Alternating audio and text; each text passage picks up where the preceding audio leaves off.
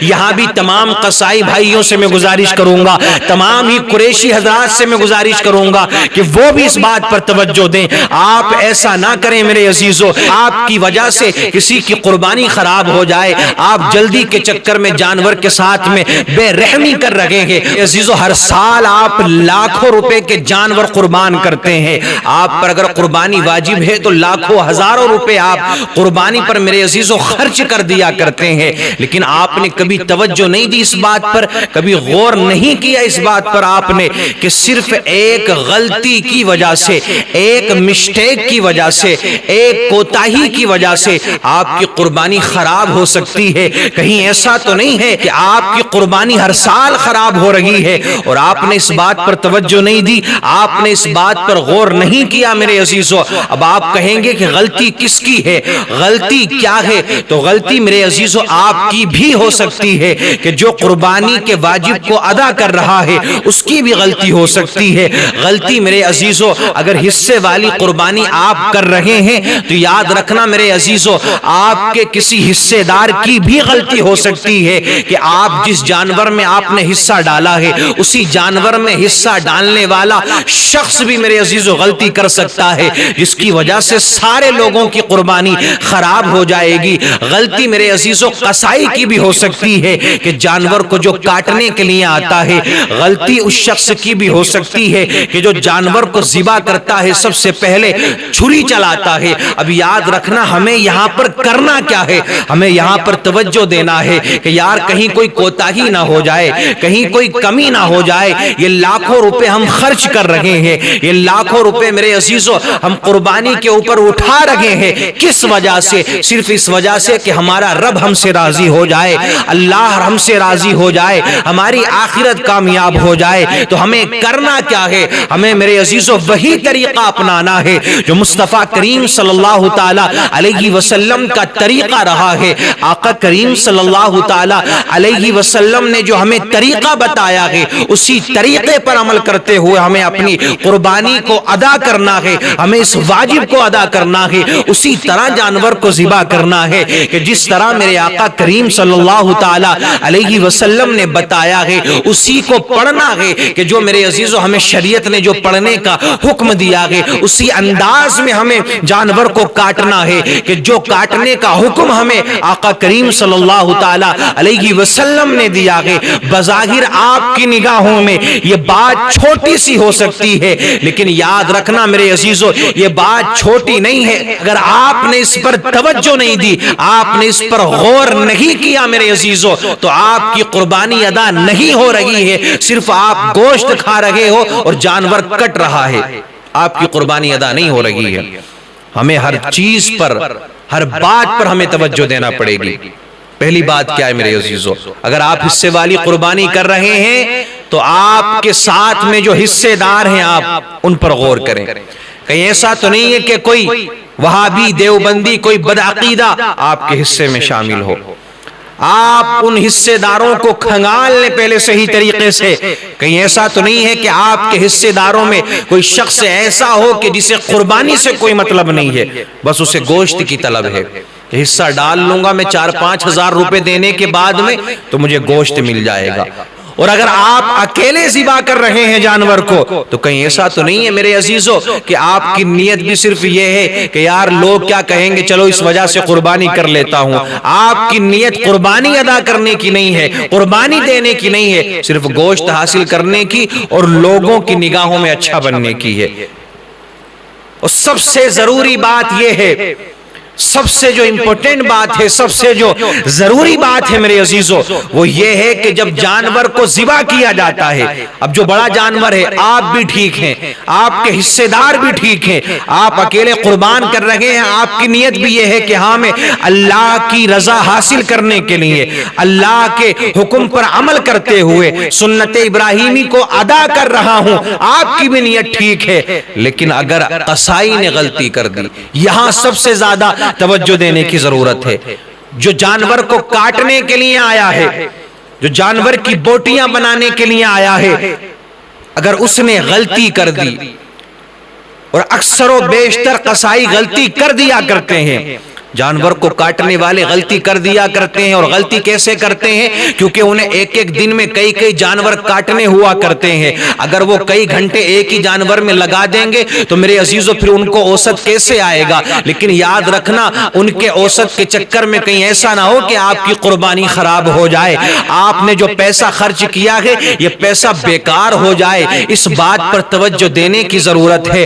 آؤ میرے عزیزو، قصائی کی کیا غلطی ہوا کرتی ہے؟ اگر آپ پہلے طے کر کے لائیں گے نا میرے عزیزو، آپ پہلے طے کر کے لائیں گے کہ جس حساب سے ہم کہیں گے مجھے اس حساب سے جانور کو ذبح کرنا ہے، جانور کو کاٹنا ہے۔ آؤ طریقہ کار کیا ہے؟ جانور کو لٹا دیا جائے، لٹانے کے بعد میں میرے عزیزو اس کے پیروں کو اچھی طرح سے باندھ دیا جائے۔ بہت سے لوگ کیا کرتے ہیں، لٹانے کے بعد میں دو تین لوگوں کو اس کے پیروں پر بٹھا دیتے ہیں، پکڑوا دیتے ہیں۔ اس میں آپ کو چوٹ لگنے کا بھی اندیشہ ہے، اس میں جانور کے اٹھ کر بھاگنے کا بھی اندیشہ ہے۔ یہ طریقہ اچھا نہیں ہے، بلکہ صحیح طریقے سے پیروں کو باندھ دیا جائے، صحیح طریقے سے مضبوط رسی کے ساتھ میں، کیونکہ جب اس کی گردن پر چھری چلے گی نا میرے عزیزو تو آپ سب جانتے ہیں کہ کتنی تکلیف کا اس کو سامنا ہوگا۔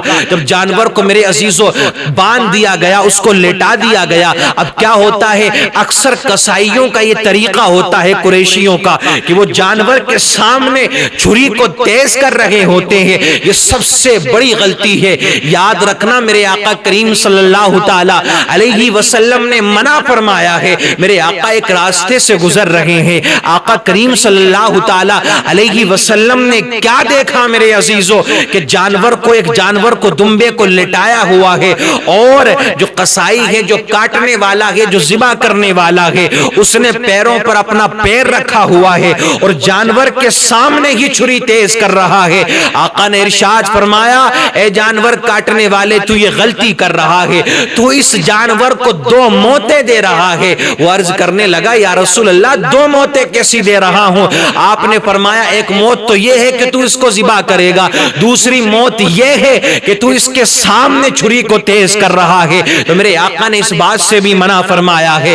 میرے عزیزو، آؤ ذرا اس بات پر توجہ دینے کی ضرورت ہے۔ جانور کے ساتھ میں بے رحمی سے پیش نہیں آنا ہے، اس کے سامنے چھری تیز نہیں کرنا ہے۔ پھر کیا ہوگا؟ آپ کی کوئی مسجد کے امام ہوں گے یا کوئی ایسا شخص جو دعا پڑھنا جانتا ہے، وہ دعا کو پڑھے گا۔ دعا کو پڑھنے کے بعد میں بسم اللہ اللہ اکبر کہہ کر جانور کے گلے پر چھری چلائی جائے گی۔ اب دوسری غلطی کہاں پر ہوتی ہے؟ جب چھری چلائی جاتی ہے نا جانور کی گردن پر، اب یہاں پر توجہ دینے کی ضرورت ہے۔ اب جو یہاں پر قصائی لوگ ہیں وہ کیا کیا کرتے ہیں، بس ذرا سی چھری چلائی امام صاحب نے، یا جس کو دعا یاد ہے اس نے دعا پڑھنے کے بعد میں ابھی کھال بھی نہیں کٹنے پائی تھی گردن کی کہ اس نے اپنے ہاتھوں میں چھری لے لی کہ آپ ہٹ جائیں، آپ کے کپڑے خراب ہو جائیں گے، آپ کو چھینٹیں آ جائیں گی۔ یاد رکھنا، اب چھری لینے کے بعد میں قصائی نے بغیر بسم اللہ پڑھے چھری چلانا شروع کر دی، اپنی طاقت کو دکھانا شروع کر دیا۔ اب یاد رکھنا میرے عزیزو، اگر جانور کی تین رگیں نہیں کٹی ہے کہ جس نے دعا پڑھی ہے اس کے ہاتھوں سے، اس سے پہلے ہی میرے عزیزو کسی نے چھری کو لے لیا ہے اور جانور کی گردن پر چلانا شروع کر دیا ہے، اب بسم اللہ نہیں پڑھ رہا ہے، تو یاد رکھنا یہ جانور ذبح نہیں ہوگا، یہ اللہ کے نام پر قربان نہیں کہلایا جائے گا۔ اور دوسری بات اسی میں کیا شامل ہے میرے عزیزو، جب حصے دار ہوتے ہیں نا، لوگ کہتے ہیں کہ جن جن کا حصہ ہے وہ سارے لوگ چھری کو پکڑ لیں اور ساتھ میں ذبح کروائیں،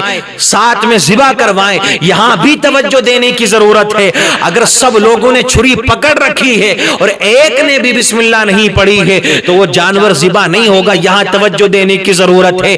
تیسری غلطی کیا ہے میرے عزیزو قصائی کی؟ تیسری غلطی یہ ہوا کرتی ہے کہ جلدی کے چکر میں وہ اتنی تیزی سے کاٹتے ہیں کہ گردن بس تھوڑی سی باقی رہ جاتی ہے پوری کٹنے سے، اور میرے عزیزو اس کی اندر کی جانب وہ چھری کو ڈالتے ہیں۔ اب پتہ نہیں کون سے علاقے میں کیا کہا جاتا ہے اس جگہ کو، لیکن وہ اندر چھری ڈالنے کے بعد میں اس کی جھلی کو کاٹ دیا کرتے ہیں تاکہ جانور جلدی ٹھنڈا ہو جائے۔ یہ طریقہ بھی غلط ہے میرے عزیزو۔ یہاں بھی تمام قصائی بھائیوں سے میں گزارش کروں گا، تمام ہی قریشی حضرات سے میں گزارش کروں گا کہ وہ بھی اس بات پر توجہ دیں۔ آپ ایسا نہ کریں میرے عزیزو کہ کسی آپ کی وجہ سے کسی کی قربانی خراب ہو جائے، آپ جلدی کے چکر میں جانور کے ساتھ میں بے رحمی کر رہے ہیں، بلکہ طریقہ یہ ہے 3 رگیں کٹ جائیں، جانور کو چھوڑ دیا جائے اور سارا خون نکلنے دیا جائے، خون نکل جائے گا تو ساتھ میں بیماریاں بھی نکل جائیں گی۔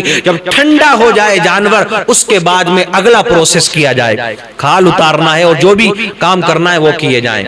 تو آپ کو یعنی جو صاحب نصاب ہے، جو قربانی کر رہا ہے، اسے اس بات پر توجہ دینے کی ضرورت، غور کرنے کی ضرورت ہے کہ کہیں ایسا تو نہیں کہ صرف اس وجہ سے آپ کی قربانی خراب ہو رہی ہو، صرف ایک غلطی کی وجہ سے، ایک کمی کی وجہ سے، ایک خطا کی وجہ سے۔ اور اکثر جگہوں پر ایسے ہی ہوتا ہے، جلدی کے چکر میں یہ بہت کچھ ہو جایا کرتا ہے۔ زیادہ جانور ہیں تو جلدی سب کو کاٹنے کے بعد میں ایک دم منٹ نہیں لگایا جاتا، جانور ٹھنڈا ہو رہا ہے نہیں ہو رہا کوئی فرق نہیں پڑتا، ایک دم گردن اتار کے کھال اتار کے بوٹیاں بنا دی جاتی۔ شریعت نے منع فرمایا، یہ طریقہ بالکل غلط ہے، اس پر غور کرنے کی ضرورت ہے۔ غور کون کرے گا؟ جو صاحب نصاب ہے، جو گھر والا ہے، جو قربانی دے رہا ہے، جو قربانی کر رہا ہے، اسے اس پر غور کرنے کی ضرورت ہے۔ جانور کو ذبح کرنے کے بعد میں تھوڑی دیر آپ قصائی کے لیے میرے عزیزو کچھ انتظام کر دیں، جوس وغیرہ کا، چائے وغیرہ پلا دیں کہ لو آپ چائے پیو جب تک جانور ٹھنڈا ہو رہا ہے۔ صحیح طریقہ یہ ہے۔ اب جلدی تو قصائی کو ہے، لیکن اس کی جلدی کے چکر میں آپ کی قربانی خراب ہو رہی ہے۔ پھر اس کے بعد میں دعا پڑھی جائے گی، اللہم تقبل من کے بعد میں اگر کسی کی جانب سے ہے تو اس کا نام لیا جائے گا، اور اگر آپ اپنی جانب سے کر رہے ہیں، خود دعا پڑھ رہے ہیں تو اللہم تقبل منی کما تقبلت من خلیلک ابراہیم و حبیبک محمد صلی اللہ تعالی علیہ وسلم۔ تو یہ بظاہر میرے عزیزوں ہمیں چھوٹی چھوٹی باتیں لگتی ہیں کہ یار یہ بہت چھوٹی سی بات ہے، بہت نارمل سی بات ہے، لیکن یہ بات نارمل نہیں ہے میرے عزیزوں، یہ بات چھوٹی نہیں ہے۔ اگر ہم نے اس پر غور نہیں کیا، اس پر توجہ نہیں دی ہم نے، تو یاد رکھنا آپ کی قربانی خراب ہو جائے گی۔ قربانی کرنا آپ کا کسی کام کا نہیں ہے۔ یہ باتیں چھوٹی نہیں ہیں، بلکہ انہی باتوں پر غور کرنے کی ضرورت ہے۔ انہی باتوں پر جب آپ اتنا پیسہ خرچ کر رہے ہیں تو جلدی کس بات کی ہے؟ جلدی آپ کو کس بات کی ہے؟ کس وجہ سے آپ جلدی کر رہے ہیں؟